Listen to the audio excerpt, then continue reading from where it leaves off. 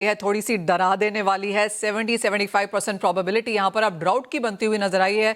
क्या latest changes हैं? मुझे याद है आपने कहा था कि वो रिपोर्ट आप फॉर्मुलेट कर रहे हैं जिसके रिजल्ट्स कल हमने आते हुए देखे हैं।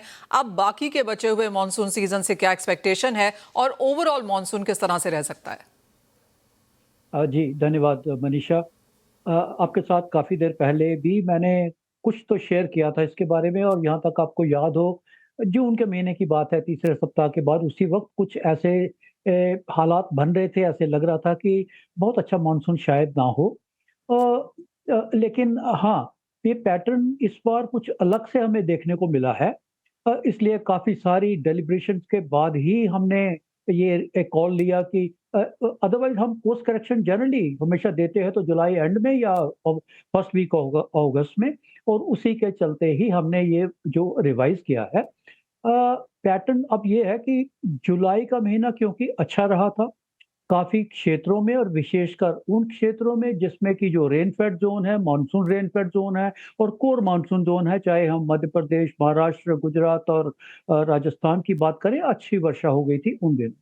पर उस सरप्लस के अच्छी वर्षा के चलते इसलिए कोई कोई ऐसे संकेत नहीं मिले या कोई ऐसा अभी तक कोई शोर नहीं है उसके बारे में कि अब उसके बाद वर्षा नहीं हो रही है। वर्षा बेसिकली अभी जो है तो शिफ्ट हो गया है पैटर्न, और जो ईस्टर्न और नॉर्थ ईस्टर्न पार्ट जहाँ की सबसे ज़्यादा कमी चल रही थी पहले, उन भागों में हो रही है। जैसे हम कुल मिला के कहें तो जो प्लस में है, बहुत कम क्षेत्र हैं, चाहे पश्चिमी बंगाल की बात करें मार्जिनली प्लस है, उड़ीसा थोड़ा ठीक है, वो अच्छा है। और उसके चलते जो मध्य महाराष्ट्र में पहले बारिश हुई थी, पूना, नासिक, इन सांगली, सतारा, इन क्षेत्रों में, उसके चलते वो क्षेत्र थोड़ा अच्छा, बाकी सारी सब डिवीजन में माइनस में है। और चिंता का क्षेत्र बन रहे हैं एक बार फिर से, जहाँ की वर्षा की सख्त जरूरत रहती है। जैसे मैं कहता हूँ महाराष्ट्र में जो मराठवाड़ा, विदर्भ बहुत लगभग जीरो जीरो के करीब आ गए थे, एक बार फिर से हमें वहाँ वाटर स्ट्रेस देखने को मिलेगा। आज के दिन में भी दोनों पॉकेट जो है जो लगभग 20%, 20-21% की कमी हो चुकी है और बढ़ने वाली है। और सौराष्ट्र कच्छ की बात करें, वहाँ भी पहले तो अच्छी वर्षा हुई, अभी वो भी डेफिसिट में है, 20% से ज़्यादा है। राजस्थान के क्षेत्रों में भी वर्षा ज़रूर हुई है, लेकिन आने वाले दिनों में अभी ऐसा कुछ लग नहीं रहा। तो पैटर्न जो है बेसिकली रहेगा ईस्ट और नॉर्थ ईस्ट इंडिया की तरफ, नेमली इवन उत्तर प्रदेश के, जो ईस्ट उत्तर प्रदेश समेत जहां वर्षा बहुत आज के दिन में भी कम है, डेफिशिएंसी काफी है। ओके। बिहार, झारखंड, छत्तीसगढ़, उड़ीसा, पश्चिमी बंगाल, ये वाले क्षेत्र हैं, इनमें वर्षा अच्छी रहेगी। अगले हफ्ता 10 दिन की बात करें, इन क्षेत्रों में अच्छी वर्षा जरूर हमें देखने को मिलेगी।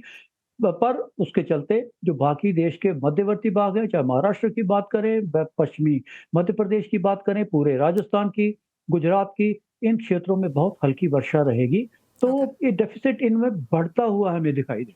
जी। तो मिस्टर शर्मा, अगस्त कैसे बंद रहे हो सकता है और सितंबर की तरफ अब आपकी क्या सेंस है? अगस्त का तो अनुमान के हिसाब से देखिए, जब हमने पहला फोरकास्ट दिया था उसमें भी हमने अगस्त में लगभग लगभग 8-9% तक की कमी दी थी, और आज के दिन की बात करें, इस फोरकास्ट में हमने रिवाइज करके 84% ऑफ एलपीए अगस्त का दिया है। कहने का मतलब है 16% कम। आज के दिन का भी बात करें, 12%। वैसे तो कंट्री वाइड भी 12-13 ही रहा है इस जी। अगस्त के महीने में, और अगस्त की बात करें तो उसमें भी इतनी ही कमी है, लगभग 12-13%, 12-13-14% तक की भी कमी अभी आज के दिन में है। हम्म। भरपाई इसलिए हो पाना मुश्किल लग रहा है क्योंकि क्योंकि जो सिस्टम पहले बिहेव कर रहे थे, जो कि डीप इनलैंड चल के लगभग पश्चिमी मध्य प्रदेश से होते हुए गुजरात, राजस्थान तक भी हमें देखने को मिले, जिसके चलते अच्छी वर्षा हुई, वो ओके। ट्रैक नहीं बन रहा है। जी। मुझे तो लग रहा है जैसे ये अभी जो सिस्टम जैसे बन रहे हैं, ऐसा है, अंदेशा मेरा ये है कि हो सकता है हमें अर्ली विड्रॉल देखने को मिले इस बार। और तो सितंबर फिर कैसा बनता हुआ नजर आएगा? 84% ऑफ एलपी आपने अगस्त के लिए कहा, सितंबर में क्या सेंस है? सितंबर में तो अभी हमने और भी कम, लगभग 20% के करीब आंकड़े दिए हैं जो कमी के। तो बहुत अच्छा तो नहीं होने वाला है। देखिए ऐसा है, बेसिकली रीजन ये है, एल नीनो तो है ही है, वो जी। और स्ट्रांग होता जा रहा है, बट उसके स्ट्रेंथ से ज्यादा कोई आंकड़े प्रभावित इतने ज्यादा नहीं होते। हाँ, उसके चलते ये जरूर है कि उसका प्रभाव चलता रहेगा और बीच में कभी भी कोलैप्स होगा नहीं मानसून में। उसके चलते जो हम ज़्यादातर कई बारी ज़िक्र करते हैं कि आईओडी का है या एमजेओ का है, तो वो पेरिफेरल जो पैरामीटर्स हैं, औष्णिक पैरामीटर बिल्कुल भी फेवरेबल नहीं है आज के दिन में, दोनों के दोनों। आईओडी थोड़ी देर के लिए हमें पॉजिटिव ज़रूर हुआ था, आज की बात करें एक बार फिर से वो लुढ़क के जो न्यूट्रल पे आ गया है।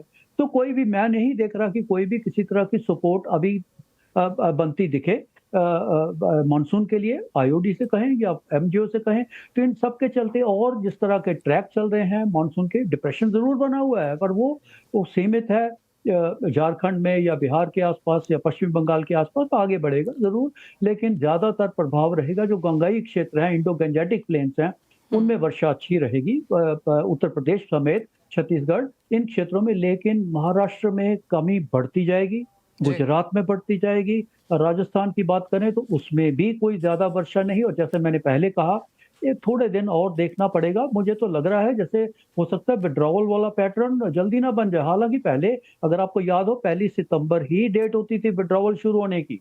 तो घूम-घाम के पैटर्न एक बार फिर से आता है। स्टैटिस्टिकली तो रिवाइज़ कर दिया हमने कि अब 17 सितंबर से विथड्रॉवल शुरू होता है। पिछले साल की बात करें तो 1-2 दिन पहले ही हुआ था, 17 से भी 1-2 दिन पहले ही हुआ था, और इस बार अभी तक हालाँकि कन्फर्मेशन तो थोड़ा दिन और लगेंगे स्टडी करने में, पर लुक्स लाइक के it will be early withdrawal.